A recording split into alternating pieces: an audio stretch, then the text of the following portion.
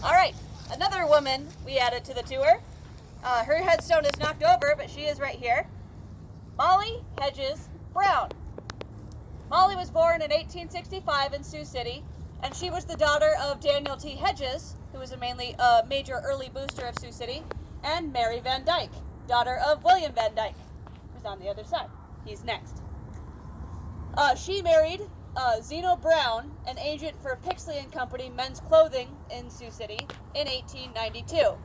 The Browns lived in a large mansion just south of the Pierce Mansion, and it was later torn down. Today that land is part of St. John Lutheran Church. Zeno and Molly left Sioux City in the financial panic of 1893 and moved to Kansas City.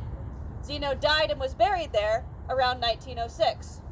Molly came back to Sioux City and served as society editor for the Sioux City Tribune.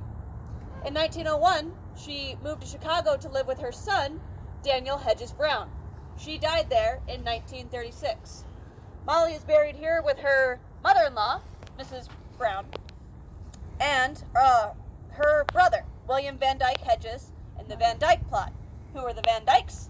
They're on the other side, and we'll talk about them next.